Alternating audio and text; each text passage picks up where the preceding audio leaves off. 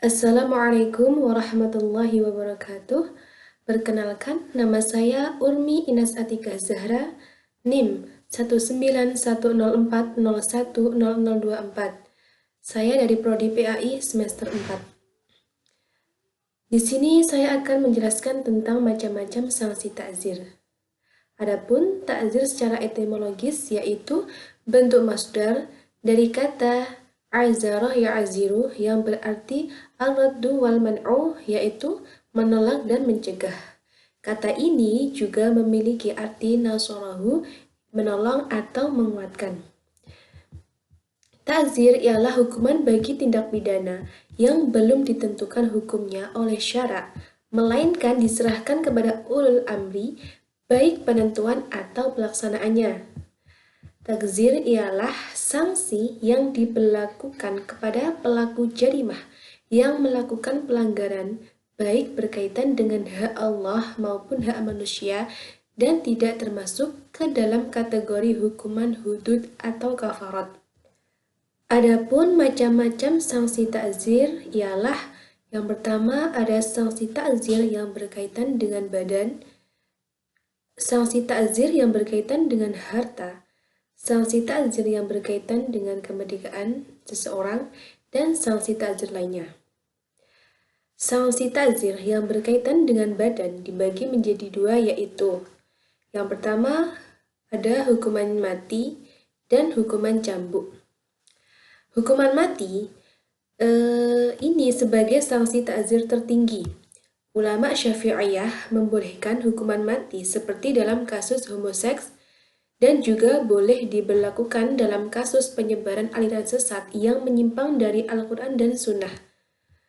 Ulama Hanafiyah membolehkan sanksi takzir dengan hukuman mati apabila perbuatan itu dilakukan berulang-ulang dan dapat membawa kemaslahatan bagi masyarakat. Misalnya pencurian yang dilakukan secara berulang-ulang.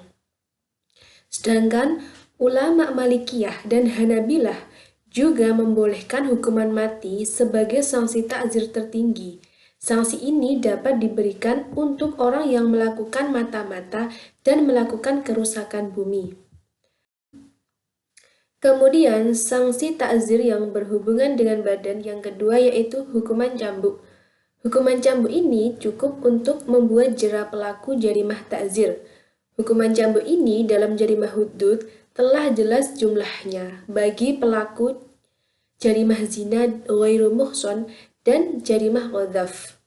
Namun, dalam jarimah takzir, hakim memberikan kewenangan untuk menetapkan jumlahnya cambukan yang disesuaikan dengan kondisi pelaku, situasi, dan tempat kejahatan.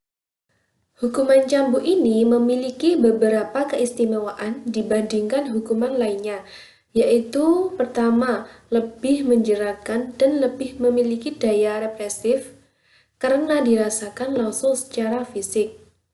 Yang kedua, bersifat fleksibel. Setiap jarimah memiliki jumlah cambukan yang berbeda-beda. Yang ketiga, berbiaya rendah, tidak membutuhkan dana besar dan penerapannya sangat praktis. Dan yang terakhir, lebih murni dalam menerapkan prinsip bahwa sanksi ini bersifat pribadi dan tidak sampai menelantarkan keluarga terhukum. Apabila sanksi ini sudah dilaksanakan, terhukum dapat langsung dilepaskan dan dapat beraktivitas seperti biasanya. Kemudian, sanksi takzir yang berkaitan dengan kemerdekaan seseorang.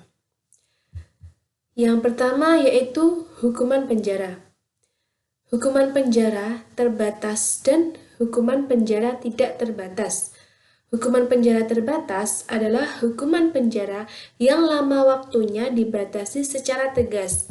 Hukuman ini diterapkan antara lain untuk jarimah penghinaan, menjual khamr, memakan riba, berbuka puasa pada siang hari di bulan Ramadan tanpa uzur, mengairi ladang dengan air milik orang lain tanpa izin, dan bersaksi palsu.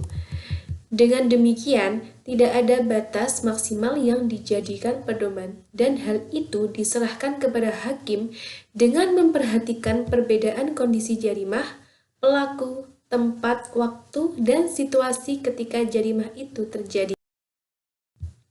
Sedangkan hukuman penjara tidak terbatas adalah hukuman penjara yang tidak dibatasi waktunya dan berlangsung secara terus-menerus sampai orang yang dikenai hukuman meninggal dunia atau bertaubat. Hukuman ini dikenakan antara lain untuk orang yang dituduh membunuh dan mencuri, melakukan homoseksual, menyantet, mencuri untuk ketiga kalinya, menghina secara berulang-ulang, dan menghasut istri atau anak perempuan orang lain agar meninggalkan rumah lalu rumah tangganya hancur. Selanjutnya yaitu hukuman pengasingan. Hukuman pengasingan ini dijatuhkan kepada pelaku jarimah yang dikhawatirkan dapat memberikan pengaruh buruk terhadap masyarakat. Dengan diasingkannya pelaku, mereka akan terhindar dari pengaruh tersebut. Kemudian hukuman pemboikotan atau al-hijri, yaitu seorang penguasa menginstruksikan masyarakat untuk tidak berbicara dengan seseorang dalam batas waktu tertentu. Kemudian hukuman salib. Sanksi ini berlaku dalam satu kondisi, yaitu jika sanksi bagi pelaku kejahatan adalah hukuman mati. Kemudian yang ketiga yaitu sanksi ta'zir yang berkaitan dengan harta.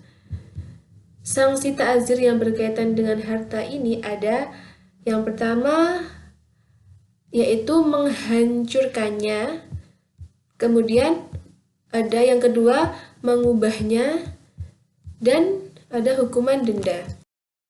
Sanksi ta'zir yang ketiga yaitu sanksi ta'zir yang berkaitan dengan harta. Yang pertama yaitu menghancurkannya. Penghancuran terhadap barang sebagai hukuman ta'zir berlaku untuk barang-barang yang mengandung kemungkaran, seperti contoh penghancuran patung milik orang Islam, penghancuran alat-alat musik atau permainan yang mengandung kemaksiatan, dan penghancuran alat dan tempat minum khamr.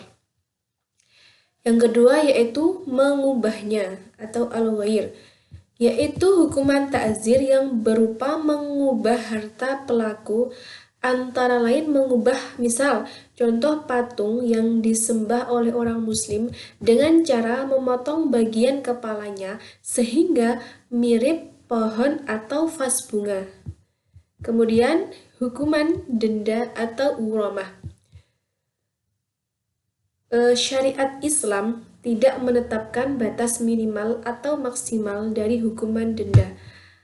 Ibnu Al-Qayyim menjelaskan bahwa ada dua macam denda, yaitu denda yang dipastikan kesempurnaan dan denda yang tidak dipastikan kesempurnaannya. Yang pertama, denda yang dipastikan kesempurnaannya ialah denda yang mengharuskan lenyapnya harta karena berhubungan dengan hak Allah. Misal, pelanggaran sewaktu ihram dengan membunuh binatang buruan.